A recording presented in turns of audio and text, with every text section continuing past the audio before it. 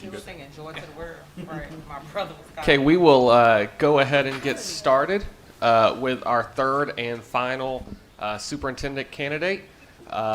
Quick rundown, like the last two interviews, we'll give Dr. Robertson a chance to do an introduction, tell us a little bit about himself and whatnot. We'll go to the three standard questions that all three superintendent candidates will be asked, and then we will open it up for the rest of the board. Note, just like the other two, we will be taking two questions off of YouTube. So if you are watching and joining us virtually, be sure to send in your questions and we will grab those and ask Dr. Robertson those. So with that, we'll turn it over to you, Dr. Robertson. Thank you, Chairman McClendon. I appreciate the opportunity to be here tonight to talk about the superintendent position. Recognize this is a big decision, not only for you, but for our community, and I appreciate the manner in which you've gone about this search and taking this as a serious decision. Chattanooga is home to me. My family is here. I grew up here. My wife, who's with me in the back, grew up in Chattanooga, and I guess first and foremost, appreciate her support, her understanding of even considering going on this journey. But she is from Chattanooga, and we moved back from Chattanooga 13 years ago so my daughter could grow up here. My daughter thought it was more important this evening to be at a middle school basketball game than it was to come and enjoy this with us. But she is an 8th grader in Hamilton County, and you know, is a big part of this decision as well. So 13 years in this district, had a lot of experiences. I've taken on progressively more complex roles, from being an elementary principal within the district to being the chief operating officer. I've learned a lot in each of those experiences, and especially looking at my experience as a coach, as a teacher, as a principal. I want you to know that going into it, I'll approach this with an educator's mindset and a coach's mentality to make sure that we are going about this work in a way that we're improving, that we're continuing to move forward, and that this work, that we don't become stale in this work. In that principal experience, obviously, I learned a lot.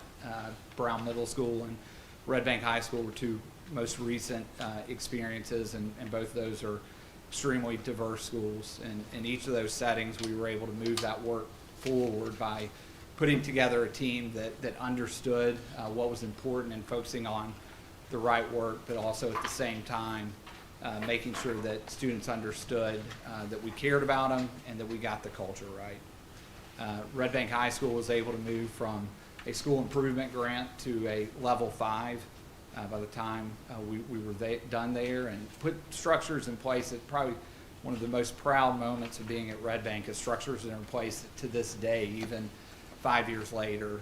They've never gone back. They've been a 4 or 5 since then. And so really put things in place that lasted. Central office, I've worked as the chief schools officer, worked as the chief operations officer, and both of those positions have been given opportunities to really grow and to thrive and have a better understanding of the complex work that Hamilton County puts forward. I was offered to be the chief schools officer in a time where we weren't doing well, and we knew that we had to improve. And so the experience of seeing, you know, a time when we weren't improving and then what we did to improve provides me with some insight into this work that could be valuable moving forward. Also understanding the diversity and the difference among our learning communities. If you remember back then, we weren't broken up into learning communities. We just had elementary and high schools, but recognizing that the needs of students in Missionary Ridge are not the same as the needs of students in Rock Point, and making sure that our services and our supports meet the needs of each of those kids. Look back, taking the chief operations officer job, and was excited to learn something. I took that position, honestly, not because I knew a lot about operations, but I wanted to be ready for this moment right here. Took that job in January of 2020, and you know from now that two historic events happened several months later. One, we're going through a pandemic, so operations obviously had to pivot and shift pretty quickly. Two, we had an Easter tornado that caused $23.5 million damage to one of our schools. And what I learned through those experiences is that we've got to be able to pivot, and we've got to be able to address needs of kids as they come up, and not wait to see what can be done, but to really pivot quickly. I think this is an important time in Hamilton County's history. It's an important time in this decision. We've seen times when Hamilton County Schools was not performing where it needs to, and we've seen growth. I'll tell you right now, I think that we have a great team in place. There's a lot of positive momentum going forward. We have a strategic plan that's given us direction and has allowed us to focus our work. And so it's imperative that we come into this, thinking about how do we continue this momentum, but even beyond that, how do we cast a vision for a brighter future after Future Ready 2023. I think that my experiences have positioned me well to lead and to lead day one, which is important when you think about the timing of this search. I want to make sure that we're clear in how we're going to do this, and it's not about a single person. We've got to have a great team, and we've got to have a team that is talented, that's diverse, and that focuses on the right work. Again, I appreciate time to be here, and look forward to talking to you more about being the superintendent. Thank you, Dr. Robertson. So we'll start with the first three questions. Immediately, this first question is geared towards someone from outside the system. So I'll let you put your own twist on it however you may. Please tell us what you have learned about the work that has taken place in Hamilton County around the strategic plan. And would you move this work forward or scrap everything and start over again? So I think there's really two parts to this. It's really understanding what Future Ready 2023 has done for us. And what it's done is it's provided a level of focus, a level of alignment, and accountability. So when you talk about focus, we now have areas that everyone knows. So when you say accelerating student achievement, there's no question about what we're talking about. Everyone knows because it's in the strategic plan. So it's allowed from a district level down to the teacher level to focus on the right work. And that's extremely important. I should have said this to start out, but I think what's most impressive about it is it's not a document that's sitting on a desk and not getting used. It's obviously in our board meetings, in our professional development, that it's a living document and one that we're using to get better, and that's extremely important. From an alignment perspective, it does several things. From a budget priority perspective, our dollars have to be focused on our action areas. So you have a budget report that shows exactly how many dollars are going towards student achievement, right? You have a dollar amount that goes towards effective and efficient operations. It also allows, from an alignment perspective, those departments that we don't necessarily think of impacting student achievement, it allows them to see how their work impacts student achievement. First time I met with principals as chief operations officer, I regretted it the second I said it, but I said operations just doesn't want to be a distraction. And I think that set the bar extremely low for what operations does. Operations should really contribute towards accelerating student achievement. The work that we do impacts student achievement. It's not just about let's not be a distraction, it's how do we support student achievement. So from an alignment perspective, that's extremely important for all of our departments to see how they impact student achievement. From an accountability standpoint, the key performance indicators are extremely important. We know exactly what we're working towards, why it matters, and how we're going to get there. If you go to our transportation department and ask them what are the two key performance indicators that you have, I think everybody in that department could tell you that it's on-time bus services and miles between accidents. That's something that we've never had in 13 years that I've been in Hamilton County, in terms of, again, a document that's being used that everybody is aware of and pushing forward. We've always had strategic plans, but this one's different, right? Again, from a focus standpoint, from an alignment standpoint, and accountability. What I will end with about the strategic plan is we only have a year and a half left. And I know that sounds like a very long time, but there's got to be a quick pivot to start thinking about what the next strategic plan is going to be like. In 2017, change was a little bit easier. And the reason change was easier is because really two ways to get people to adjust to change is to, for their current situation to be such that they just they see that they need change. That's where we were in 2017. Right now we're in a pretty good space. And so what we have to do is be able to cast a brighter vision of what we can be. And that's what I worry about most with this strategic plan, is that there's maybe a level of complacency in us not being able to see what it is that we can become. That work has to start. The 100-day plan that I put in front of you mentions having a work session at the end of the first 100 days for us to map out what it looks like for us to start working on the next strategic plan. And so I think it's important, obviously we're not going to scrap it, we're going to move forward with it, but it's important for us to start pivoting to thinking about the next 5 years. Thank you for that. Kind of going into that, how you ended that question, what's the most important first steps a superintendent should usually take in a new district? A little bit different because I'm in a different position. I think traditionally what you're gonna hear people say is something along the lines of they're gonna listen, they're gonna learn, and then they're gonna lead, right?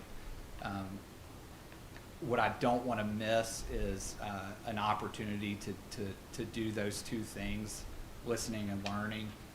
Even though I'm an internal candidate, I think it's extremely important for us to continue to go out and to listen to our community and to learn from our community. The roundtable today, we were talking about it. There's some of our parents that don't feel like they're being listened to, and don't feel like when they are listened to that any action takes place. So we're not perfect in this area, and we've got to continue to do it. So I would not neglect the listening and the learning, but I think we are at a different place in terms of how we move forward. I put a 100-day plan in front of you.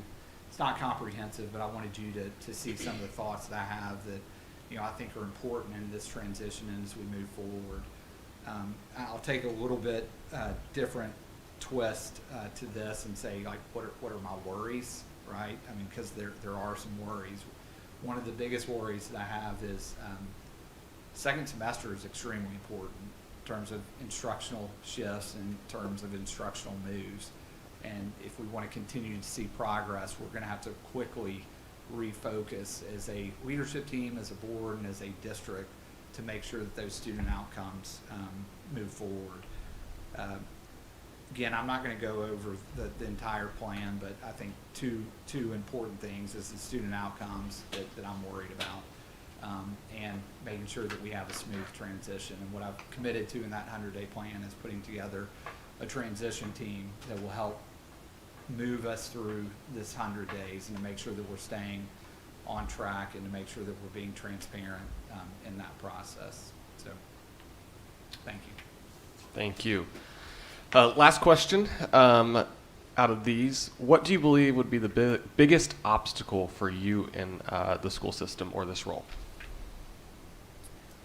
I think the biggest, several obstacles for anybody. I think it's, we can't turn our head to the fact that we're still in the middle of a pandemic, and that still has some impact on our kids and our families. I think it's important that we continue to make sure that we're doing what's right for kids in terms of keeping them safe and keeping them healthy and keeping our teachers safe and healthy. So I think that's going to continue to be a challenge as we move forward. I think I mentioned a second ago the complacency issue. I think that's a concern, is that as a district we've got to pretty quickly start paying attention to student outcomes in the second semester, and that's a concern.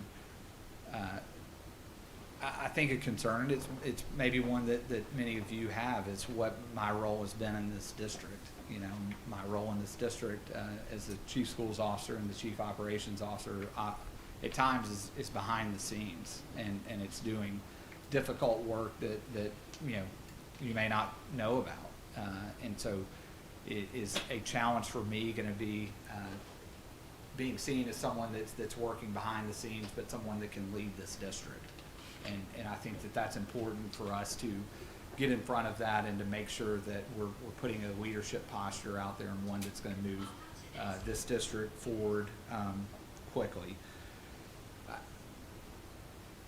The obstacles in this district at times historically have far outweighed the positives, and what is certainly nice about coming into this job now compared to in years past is that you know, the opportunities are way greater than the obstacles. We're in a good place, and I think it's important for us to continue to move forward and focusing on the things that we know will get results. At the same time, starting to pivot to think about what's going to take us to the next level. Thank you. Move into questions from the board.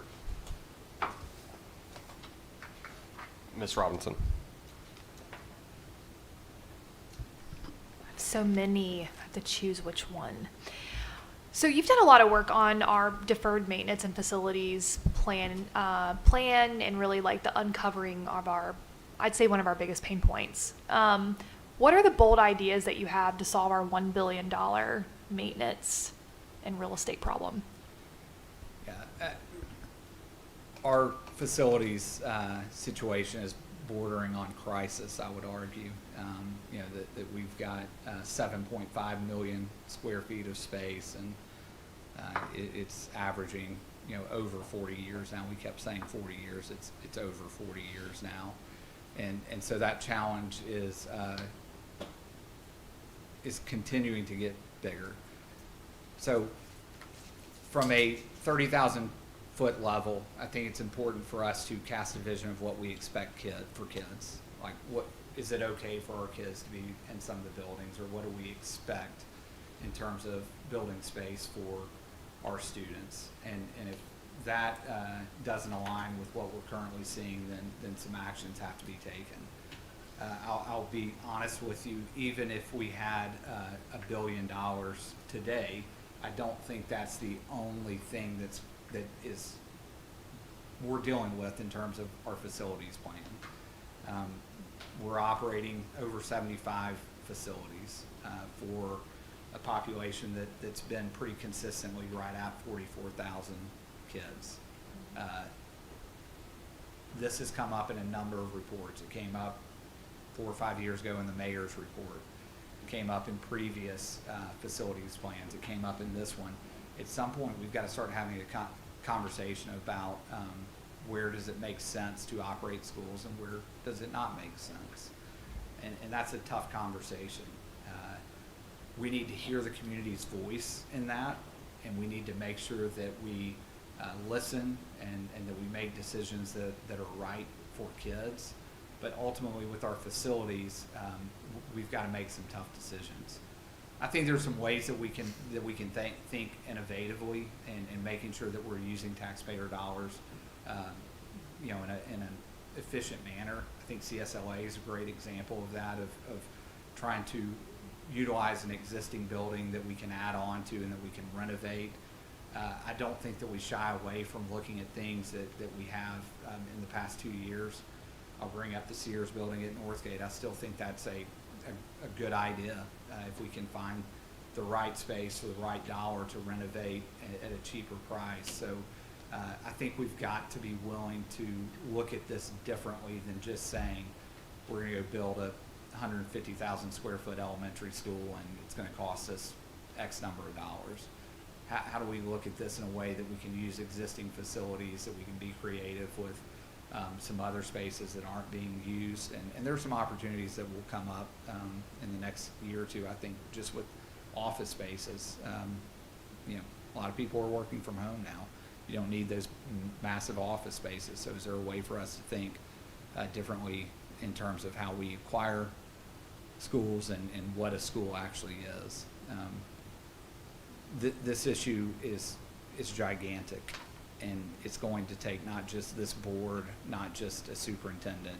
It's going to take the community stepping up and being willing to address it. And again, it's only going to get bigger. Mr. Perez. So obviously you've been a part of some of the growth and some of the success in the last few years, but we still have a good distance to go, right? And so I want to hear from you,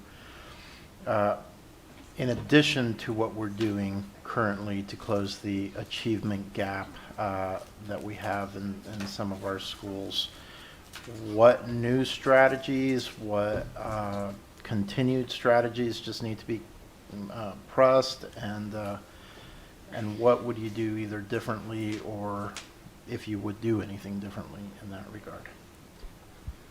Yeah, so it's a good question, and one that is challenging school districts like us across the country. I think that it's important that we've put out a vision that all children thrive, right? And that's something that we've committed to, and how do we move forward with that? So we spoke about this a little bit at the roundtable. 2018, the state of Tennessee put out, Leaders in Equity playbook, right? And actually at the board meeting on Thursday, the district's going to put out a playbook that talks about equity. I don't think that there are like earth-shattering strategies in any of it, but I do think there are some processes and structures that we can pay attention to and do differently.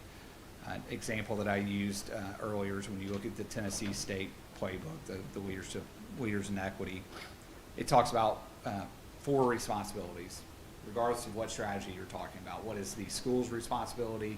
What is the district leadership's responsibility? What is the school board's responsibility? And then what is the community's responsibility, right? And so I'll use an example of how each of those responsibilities could play into us doing a better job to close achievement gaps. And again, there's not a lot of earth-shattering, but when you do these things with quality, fidelity, intensity, and consistency, you're going to see results. And one of the examples it talks about is early post-secondary opportunities, right? We've talked a lot about early post-secondary opportunities and have seen a lot of growth. So when you go through each and you ask the question, like, what is the school's responsibility with EPSOs, okay? So there's some scheduling questions in there. Are we scheduling in a way that students can access those EPSOs, not just access any EPSO, but one that is meaningful? So we've got to work with our school leaders to make sure that they're developing a schedule in a way that each and every child has an opportunity to access that EPSO. That's a small step, but one that we haven't talked about. From a district perspective, I think we owe it to our community and to work with our partners to make sure that the EPSOs we're offering are meaningful, right? Things have changed. We get reports from the Chamber of Commerce about projections of jobs that are coming to Chattanooga. Do the EPSOs and the pathways that we're offering lead to those jobs? So as a district, we've got to be very intentional about evaluating those EPSOs and making sure that they're meaningful and making sure that they lead to, a career or an opportunity outside of K-12. I think it's also extremely important that we make some tough decisions about where we're putting our assets. We have some schools that for an EPSO they can take, the first and second course, but they can't be a completer because we don't have the assets in that building for them to be a completer. So we've got to be willing to kind of look at those assets and say, where can we put these to make sure that every single student, if they start this pathway, can be a completer. As a school board, I think your role in this is to hold us accountable instead of just seeing, that we've completed 850 EPSOs this year, is to really dig into what those EPSOs were and hold us accountable to show how they are meaningful and how they will help kids pass K-12. From a community standpoint, I think there are tons of partnerships that we can push them on and that we can go and ask for assistance with.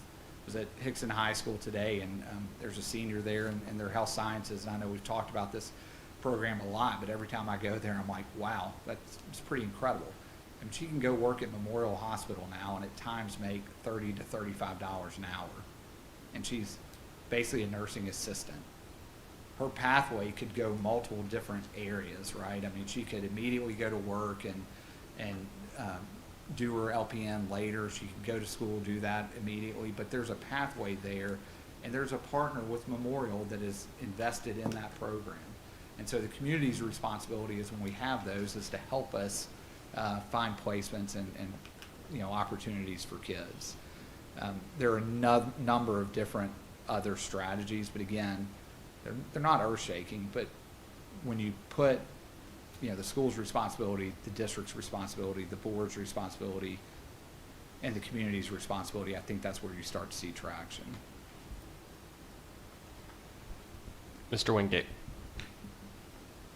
Justin, I've asked this question of the other two candidates, and I've asked it because it's important to me, and we had the opportunity today as I got to drive you around a little bit and talk about some of those things, and going back to something you said just a few minutes ago in regards to our academic progress and growth. I am thankful that, as weird as this may sound, that what we might be fearful of is complacency, because I know what I was fearful of when I first came on this board was the apathy that seemed to be pervasive in the community, in the school system, and so I'm thankful that while I recognize that we are going to have to work hard and not be complacent, I'm thankful that it's that as opposed to apathy. So going off of the premise that academics are in a better place, and obviously we all recognize we've got a long way to go still, and would like to see this system achieve at much higher rates. What are the other signs and indicators in your mind of a school system that is healthy and function at a high level? So I think there are a lot of different indicators that you can look at. I want to take this from what I looked at from a principal perspective when I was leading a school, and then what I think from a community perspective we hope to see, that would show we're in a healthy place. I think there are a number of things, and it goes back honestly to Mr. Perez's question. One of the leading indicators of us pressing on the equity issue is reducing chronic absenteeism, right? Healthy school system, kids are coming to school and they're engaged in that school, and when they come, they're known. And what I mean by that is there is a relationship in that building with other kids, but also with adults that's healthy and that is encouraging. And so there are all kinds of factors at the school level. Obviously, the arts, the athletics, all the extracurriculars that we want to hook kids into are important, and that shows a healthy school system. When our athletic teams are competing at a high level, when we have performing arts shows that are going on that the community is showing up to, all those things mean that we have a healthy school. I think from a bigger perspective, in terms of a healthy system, I think there are a number of things, and being a competitor, I think the day that we get to a place where our business community, when they're trying to get employees to come here, aren't talking about the educational options, that they're talking about Hamilton County schools, and that they're saying you can live anywhere you want and you can go to a great school. And I think that is the leading indicator that we have arrived. I'm not saying that we wouldn't still have places we need to get better, but when our community truly believes that Hamilton County Schools is putting out a great product across the board, and that they're promoting it and talking about it and selling it, that tells me that we have a healthy school system. Ms. Thurman. You've answered most of my questions. I had some good questions already asked. But I know we talk a lot about closing the achievement gap. We've been talking about it for quite some time, but we hardly ever talk about our higher achieving students. They need to be challenged as well, and I don't want for them to get lost in all of this. Do we have any plans to, I know we have a lot of things going on with the Future Ready and some, but some of our kids are very, very bright. Do we do a lot to engage those students that are at a really high level, because those kids are going to be some of the brightest and best of our future? So I think it's a really good question, and I think that we sometimes get stuck in a point of like you can't do both. I think we can. I think that we have enough assets that we can support the students that need it the most, and then also provide opportunities for students to really go to the next level. I think what's hard to think about, because we're so big, is to think about all the opportunities that we have for kids. This district has made some tremendous commitments across the years to programs that are extremely powerful and extremely positive. I think the question that we've got to ask is it in our strategic plan to continue to support those programs? And give some examples of what I'm talking about is there's a lot of conversations around our staffing model amongst our school leaders, and it's a super tough conversation. Right now, we're trying to get to a point where we have a staffing model that, based on your enrollment and based on economically disadvantaged, that kind of determines the number of teachers that you get in that school, which I think everybody here would agree that that's the right thing to do, right? What it doesn't take into account is commitments that Hamilton County Schools has made across the years. Now, it's not your commitment as this current board or mine, but give you a couple of examples. We've made a commitment to a nationally recognized fine arts school. Ton of really smart, talented kids going to that school. To have that program, you have to staff it in a different way, right? I mean, for it to be a true fine arts school, it has to be staffed in a different way. And so how do we get the model to a place that, it supports our kids that have historically been underserved and that need it the most, but then also provides opportunities, at a nationally recognized fine arts school? This gets really complex, and I don't want to go down a rabbit hole, but the bigger question at CCA is, why can't you have both, right? Like, we can do some things with our magnet programs to make sure that it's reflective of our city. And to me, the bigger equity move is to say, how do kids access those programs? And why do our magnet schools that we really control how kids get in and out of, why do they not look like Hamilton County, right? To me, that's the bigger equity question. And so I think we can do both. Other programs, yes, Future Ready Institutes. We've got Collegiate High. We're about to start a partnership with UTC that's going to allow some kids from across the county that want to go and start a journey at UTC, and to start it early, to finish their high school career, that promises them enrollment into UTC, that they can graduate on a different at a different path and a different time frame, and probably will have some scholarship dollars. So I think that there are moves beyond the ones that we've already talked about for students that are really high achieving, but some other ones that we can do in the future. Again, the bigger thing for me, and I think what we've got to ask ourselves as a district and as a board and as a community, is like, shouldn't it be both, right? Shouldn't we be offering opportunities for all of our kids to excel and to move forward and really be the best that they can be? It doesn't have to be one or the other. We can do both. Ms. Robertson. I know we're not probably supposed to mention things like this, but I'm going to say if UTC is going to have a program like that and there's going to be scholarships, we need Collegiate High to have scholarships too. So I'm just going to go ahead and throw that out there. I think scholarships meaning like after they've graduated and move forward. But Okay. Point is well taken. Yes, I agree. I'll take that too, actually, for Collegiate High. So you've already mentioned a little bit about Future Ready Institutes in a couple of your comments in regards to other questions, but how do you think we continue bringing business partners into that program? What do you think the future of the Future Ready Institute program looks like beyond where we have it today? Like, how do we keep expanding upon that and growing that vision? Yeah. So it's a good question. Future Ready Institutes, I think, have been a huge success, and again, it goes back to our community partnerships and our focus on that work. I think there's some initial steps that have to happen.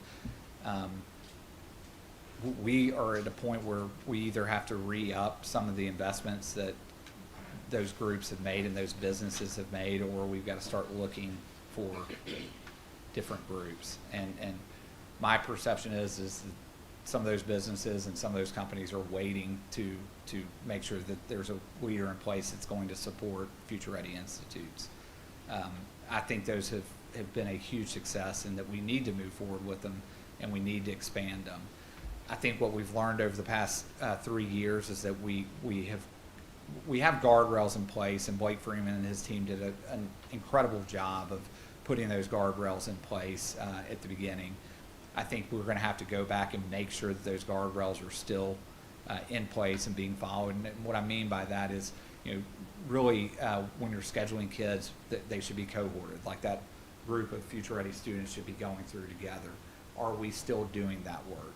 What's happened in the past when we had academies is things started to get loose the further and further away we got from the inception.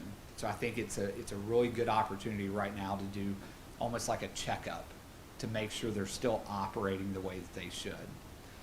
Moving forward, I don't think we're the ones that tell us what those opportunities are. I think it's going to our business partners and going to the Chamber of Commerce and saying, hey, what is a real need in this community, and what is the job that's going to be open in 3 years? Not the job that was open 3 years ago, but what is the job that's coming in 3 to 4 years? And I don't know a ton about it, but you look across, it's like every time you open the newspaper, the logistics industry is adding something in this city. What is the opportunity there? And is it the same now as it's going to be in 3 to 5 years? We need to sit down with the Chamber of Commerce and with those business partners and say, what is it that you need, and how can we work with you? And so in terms of moving forward, that's what I think we should do. It's not us saying we've got to have this academy or that academy. It's what it's going to be there. The last thing that I'll add about this is the work that's going on at Garber, I think, is extremely impressive, and it was a huge investment from the state, the county, this community, this school board to make that happen. Ties in with the facilities question. We have some schools that are in some key locations that we could kind of re-up those partnerships. Again, I think it's great that we've got general contractors there. We need that. We also need electricians. We also need plumbers. We also need some other trades. So how do we go back to those partners and say, hey, this program Garber is a huge success. Where do we replicate it? Where does it make sense in the city? I have a follow-up question to that. Do you think that our Future Ready Institutes have been successful? I do, and I think they've been successful for a couple of reasons. Number one, they're engaging kids, right? And you're seeing kids that, again, are getting opportunities that they haven't had in the past. What I think that we have to do is, back to one of the previous questions about what our responsibility as a district is to make sure they're meaningful. To make sure they're meaningful. I worry at times that we put these goals out there with EPSOs that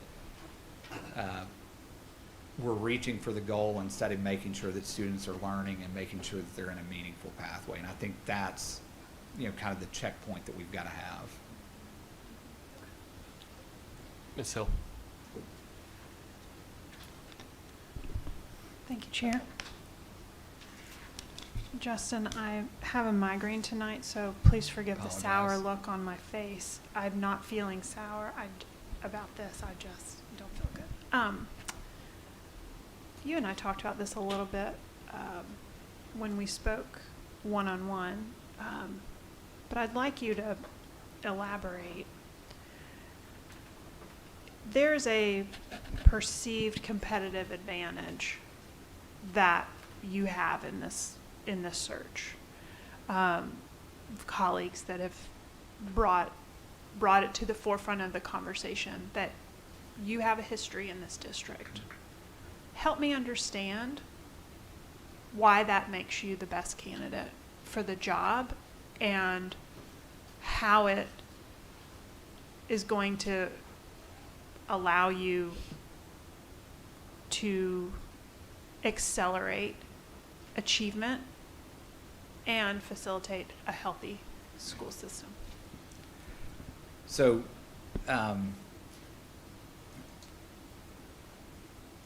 sometimes I wonder if being in is a positive or if it's been an obstacle. I think there are pros and cons to it, to be honest with you. The pros obviously is I don't have to spend time getting to know people. I don't have to figure out who the principals are across the district and know what our strategic plan is, and so that's an obvious positive. I think that the negative is there are probably some people that question, he's done work behind the scenes, but is he the right person to lead the work? And so, I think that's an obstacle that you're probably, fighting with is, I know he's a good operations guy. I know he's done well at chief schools officer. Can he cast a vision for us to move forward? And so, honestly, I think that's been a great obstacle. I think when, if you took my resume and you took the things that are on paper and took names off of them, I think that's what makes me competitive. It's not that the name is Red Bank High School. It's not that the name is Brown Middle School. It's that I took a middle school, and I should clarify that. Our team took a middle school that the math scores were in the 13s, and we moved it double digits. That's what success is, and that's what makes me a positive candidate. It's not that it was at Brown Middle School, although that does help. But I think that, there are pros and cons to it. I think, to be clear about my approach to this work and to be clear about what I look for in this job and putting a team together, and I think I've said this in a couple different places, but my approach is putting a team together. Superintendent obviously is the face of the work and is going to lead it, but you can't do it without a great team. And in my opinion, a great team is a team with diverse experiences, with diverse thoughts, with people that are going to challenge the superintendent and not just say yes to bad ideas. And so I want to put together a team, and I will put together a team that shows that, and again, and I've heard this question, like, are we going to go back to where we're only using internal talent, right? Are we only moving people up in the system internally? I think it's got to be a good mix. I think we have to show our internal talent that if you're doing good work, you can move up. But we also have to bring in outside talent that's going to push us to a different place. Last 4 years, I think we've done a pretty good job of mixing that up. And so, I don't know. If it's a positive, there are positives, but I think at the same time, it's been what I've experienced the last 6 weeks. There have been almost more obstacles than positives. Well, a follow-up question to that, and thank you for your answer. I appreciate it very much.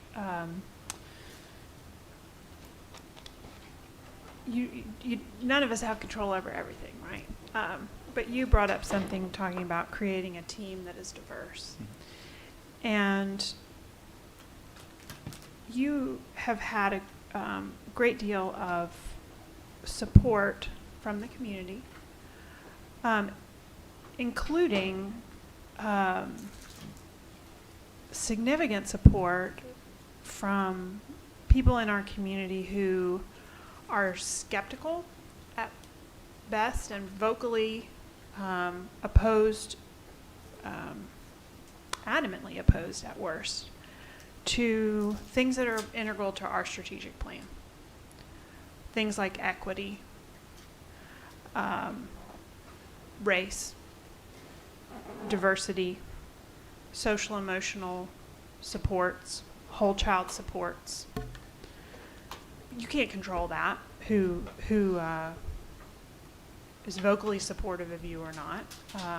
Well, there's a role we all play, but what kind of superintendent do they think you're going to be? Why do you think that they support that? And how do you tell me as a school board member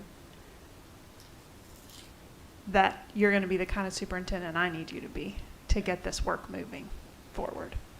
So I think that I would answer that by going back and talking to the people that I've worked with.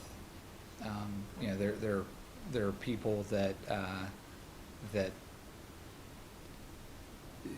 you know, have supported me vocally, and I appreciate that. I think support is not a bad thing, but when you go and speak to the people I've worked with, and you ask them about the kind of work that I've done, they'll tell you what kind of person I am. They'll tell you what kind of vision I have for kids. You know, before we were talking about equity, I was working with a group of exceptional ed parents that weren't satisfied with what we were doing in this county for exceptional ed students. I would beg anyone to sit there and argue that we shouldn't be doing everything we can for kids with disabilities. It's not a hard argument, in my opinion. And so I think what you do is you sit down and you talk about what the real issues are. You know, we're in a place right now where things are getting convoluted, you know, and we're throwing acronyms around that people are questioning what they are. Let's put out the table what we're talking about. You know, our equity plan. It's going to be on the table. If there are pieces of it that we want to debate, we can have that debate. But, you know, at the heart of what equity is saying, and what, again, if you ask people that I've worked with, is our kids come to us with different needs. Doesn't matter, you know, if the needs are caused because they're poor. Doesn't matter if the needs are caused because, you know, they're coming to us as a, you know, English language learner or a student with disability or a minority student. There's something that's caused different needs. And how do we as a school system support those needs and help those kids go forward? Again, when you say all kids thrive, it's hard to argue against that, right? What we're arguing and what's getting caught up are the strategies that we use to help that happen. And so what I am a firm believer in is sitting down at the table and hearing diverse thoughts and hearing what that means to you and what that means to me, and then us moving forward. But ultimately, again, like the idea of supporting kids and to make sure that, you know, we recognize that not every kid is coming to us at the same place, and how do we make sure that we fill those gaps so that they can move forward, to me is not a political conversation. And so I would answer it with two things. Number one, ask people I've worked with what kind of person I am and what my stances are. And then number two, let's be honest about what we're talking about, and let's put that issue on the table and then move forward. Just to be clear, I was not questioning your character I or know, your. I wonder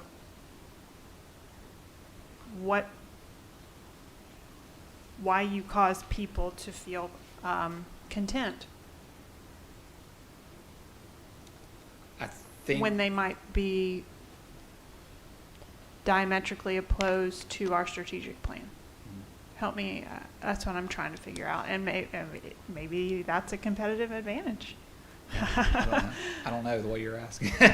I think what it is those people, like people have worked with me and they know me and they've talked about it. And I'm again, when you talk about my leadership team, I don't want someone that has the same opinion as me. I want diverse thoughts because that's going to help us move forward and that's going to help us improve as a district. I don't, I think I said and I probably shouldn't say this here, I said in the roundtable today is if you went out and asked, all these people that you're talking about, like, where does he stand politically? I don't think anybody would get it right. I've never told anyone where I stand politically. I don't know that any of you would guess where it is because I don't think that my job as a principal, as a chief schools officer, as a chief operating officer is a political job. It's to do what's right for kids. And it's to make sure that all kids thrive.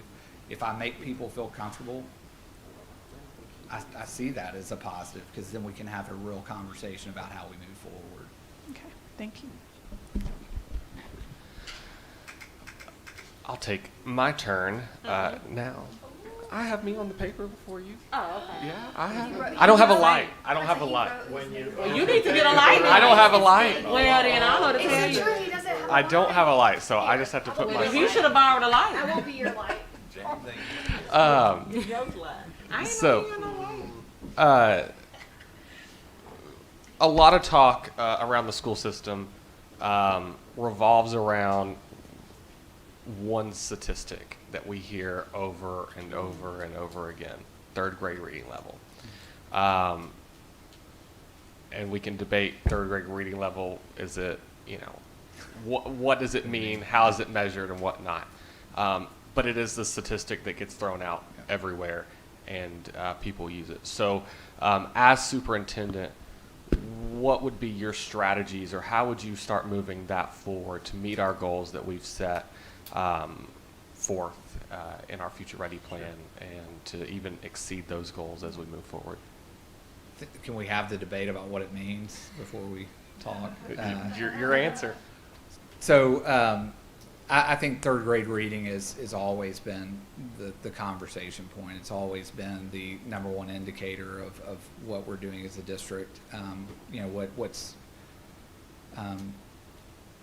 What's crazy is you look at the kindergarten readiness and it almost mirrors our third grade reading, right? And so I think the strategies go beyond what we're just doing in the classroom. We had a great conversation today about opportunities with early learning, right? And there's a lot of movement nationally and at the state level about how we can offer more early learning opportunities for students. If we can get them from cradle to 5 and do better in terms of preparing them there, whether it's through early learning centers or opportunities for us to partner with parents through things like Parent University to help prepare kids for kindergarten. That's a strategy that's going to take a community effort, and I would love for us to see the number of 0 to 5s in early learning centers and that percentage to increase. There's some opportunities for us to partner with the city and with the county and making that happen in our school settings. So that's number one. Number two, I think from a curriculum standpoint, we've made a monumental shift over the past several years that's extremely important. What we focused on early, and it's important that I think we're clear that there was some low-hanging fruit early on, right? And what we focused on early was making sure that teachers understood standards, making sure our assessments were aligned, and making sure we were utilizing best practices. What we didn't put in was the high-quality instructional materials and the approach to teaching reading. And I think that we have the right approach now. I think we've made a huge shift. That's probably one of the things I should have said worried about in terms of changing, is because that's the right approach, but it's been a monumental shift from what we were doing 4, 5, 6, 10 years ago. And so to be clear that we're sticking with that and that we're not moving away from our commitment to the high quality instructional materials, pairing that with making sure that teachers understand the standards, the assessments, and the teaching strategies is how we're going to improve it.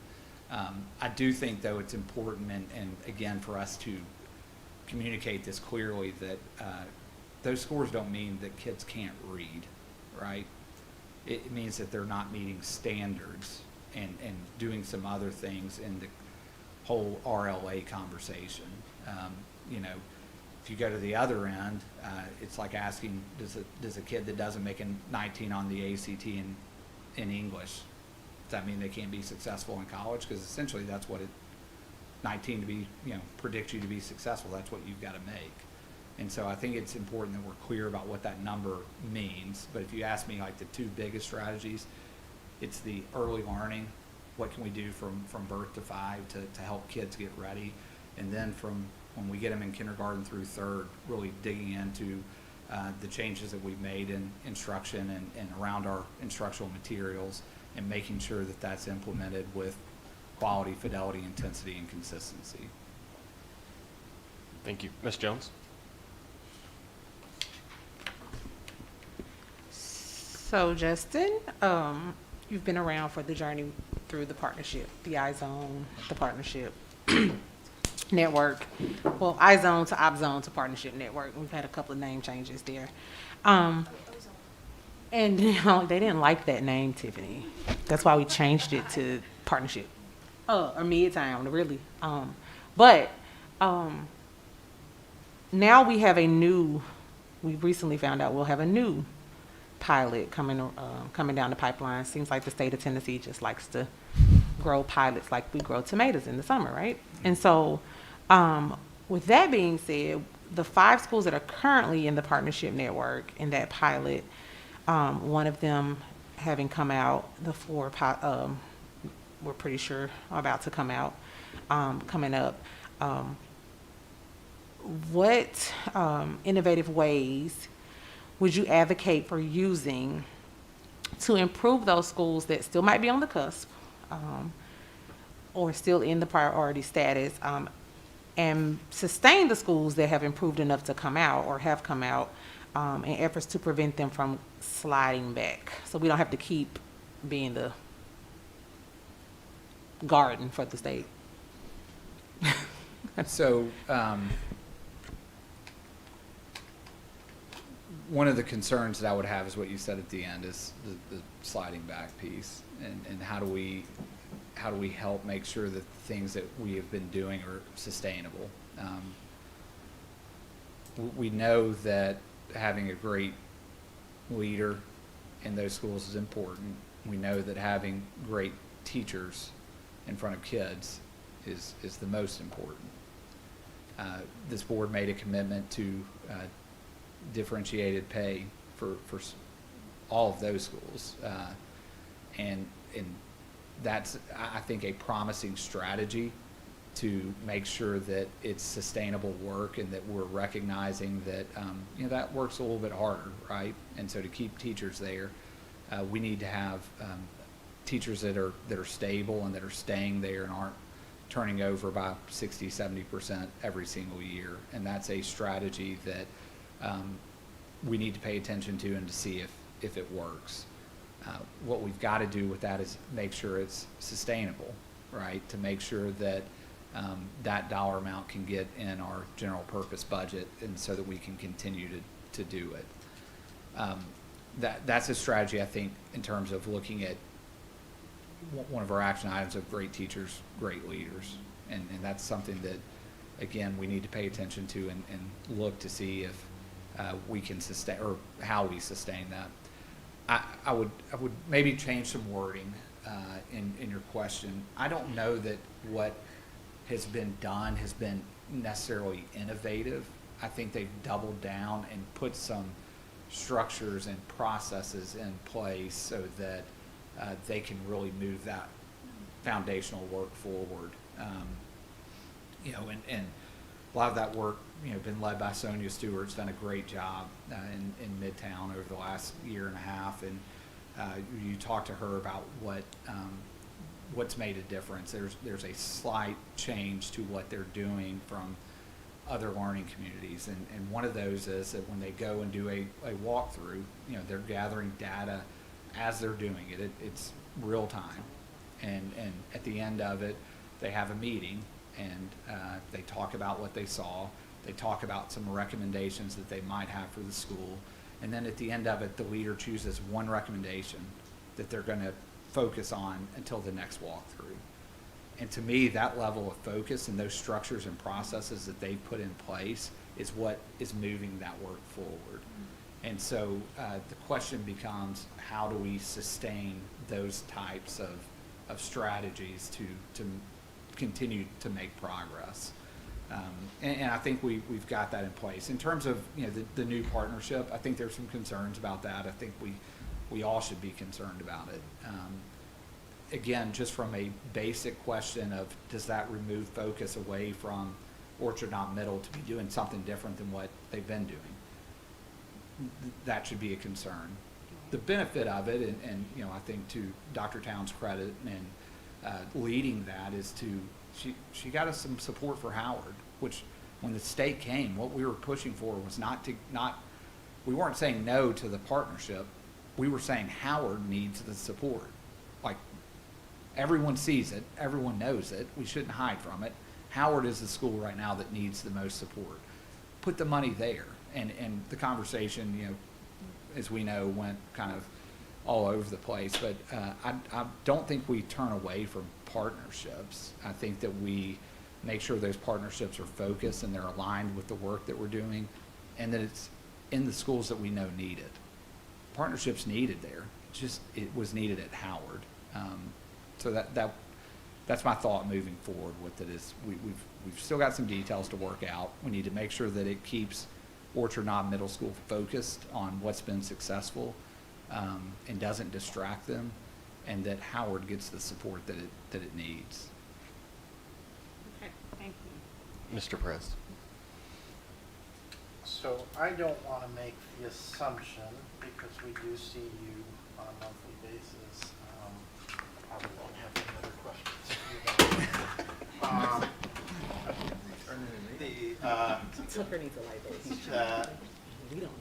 You are familiar with the budgeting and everything going on. So I'd like to hear from you, your approach, your perspective on the budgeting process, how it needs to be done, what's positive, what's negative, as we move forward.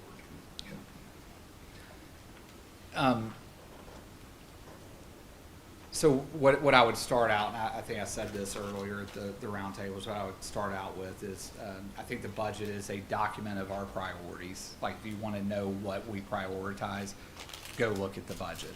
And so from a fundamental standpoint, that's what I believe.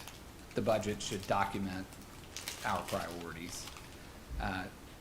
And I know I've never been a chief financial officer, right? But for the past 5 years, I've been at the table when some of the hardest decisions about our budget have been made, and have been part of that conversation and part of the team that was looking at those hard conversations. And so I understand what it takes to put a budget together, but at the same time to defer to expertise and make sure that Mary Ellen, has the support she needs to do the work.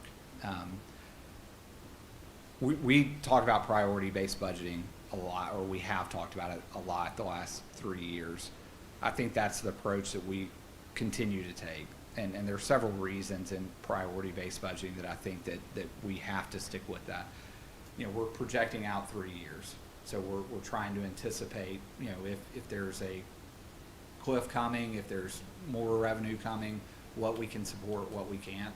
Right now, that's even more important because we have all these ESSER dollars that are braided in with our general purpose budget. And so if we're not looking 3 years in the future, we're gonna run into a point where we're gonna have to make some tough decisions in a very short time. So I think that we've got to continue to look at that 3-year projection and be really intentional about that.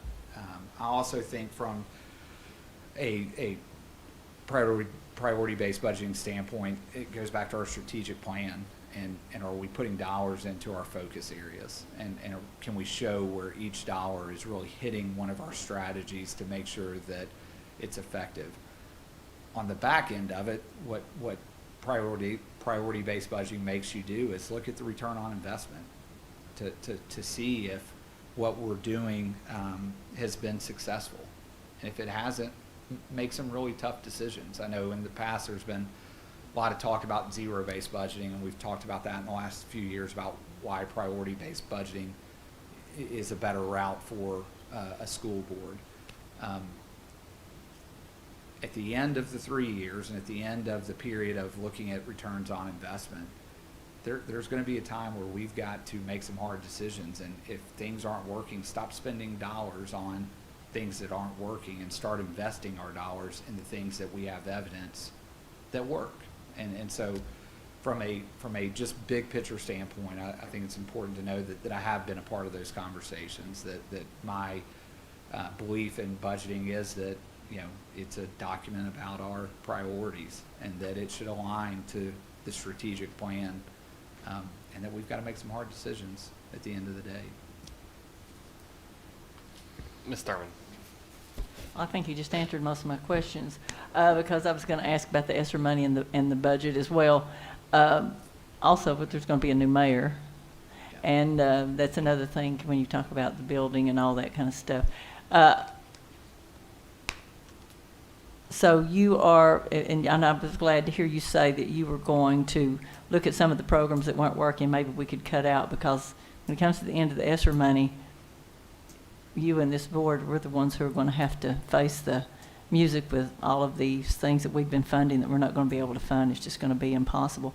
But how do you feel about working with the commissioners and because all 9 commissioners, I think, are up, aren't they, this election cycle, all 9 of them?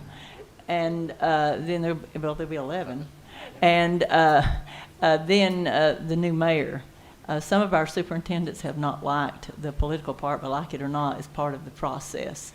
How do you feel about your role is talking with the mayor and trying to find out how much money is going to be available for us and that sort of thing? So I think your point, and we've talked about this with a couple of individual conversations, there's going to be a lot of change. I think we counted up at least 5 county commission seats that are going to change this upcoming year. When you include the 2 new ones, we're potentially going to have 2 new school board members and districts, right, and maybe a couple others, and so there's going to be some change. I recognize that politics is a part of this position, and I think that it's important for us to engage at every level. Our local delegation, I think that's a place that we probably have not engaged with enough in the past, and they can have a big impact on us, and they can support us in big ways if they understand what our needs are. And so, you know, in the 100-day plan, I think there's a bullet about committing to reaching out to our local delegation and sitting down with each one of them to have conversations about how we move that relationship forward. I think the same has to be true with the county mayor. I mean, the county mayor is still the county mayor for the next 9 months, and he's been extremely supportive of this county. I think he could be a big asset in the transition to the new mayor, of talking to the new mayor about how to interact with the school system and with the superintendent. County commission, you know, we've got to have a good relationship with them, and we've got to be willing to sit down and talk with them and put the issues on the table.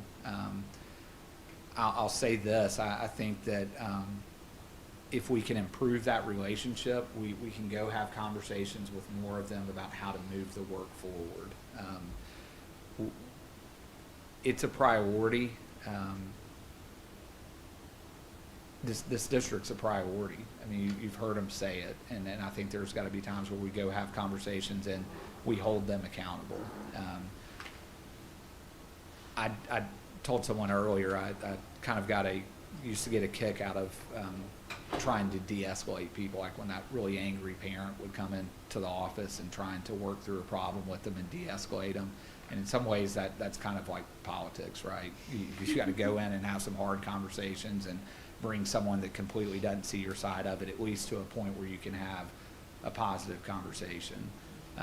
And so I probably don't understand how political it is because I haven't done it, but I recognize that's got to be a part of the job. Thank you. Tucker said I could go next, so. So earlier today, you let me ask you what keeps you up at night, like when it comes to our school system and the idea of becoming potentially becoming the new superintendent. So I wanted to ask you, like, hopefully a little bit more positive question. What do you think the district's greatest accomplishment has been over the last, I don't know, 15 years? How long have you been with the district? 13 years. 13 years. And then I have a second question, which is, and then what do you think your personal greatest achievement over the last 13 years has been? And so it doesn't have to be in your time at central office. It could be at any point in your career with us. These are really hard questions. I think that the district, from a district standpoint, and I would qualify this by saying I would consider it the greatest achievement simply because it was needed. Like, we had to have a win, and we had to have something positive happen. And so in 2019, when we went from whatever it was, 132nd to second in terms of student growth, like, we just needed that. Like, I'm not saying, don't hear me wrong. I understand that that's not probably the greatest accomplishment, but at the time and for what we needed, like, pretty dang big. It was like a tipping point. Yeah, it was a point of, like, teachers, like, seeing something positive, like leaders having something positive. And so I would say that moment was a critical juncture in this county's history. Individual, I don't know that I could qualify an individual accomplishment. I think about teams that we've put together and what they've accomplished. I'll say that one of the most gratifying was first 2 years I was at Red Bank. We had 2 kids that got accepted to military academies. One went to Army and one went to Navy, and that was just a cool experience. Like, I'd never been at a school where in 2 years, like, we had 2 kids. That's huge. Like, I don't know if you're aware of how hard that is, but that's crazy hard. And to have it happen 2 times, like, back to back, was pretty exciting. Any other questions? No. Well, thank you, Dr. Robertson, for your interest in this position and for doing this whole process these last 2 days and these last 6 weeks.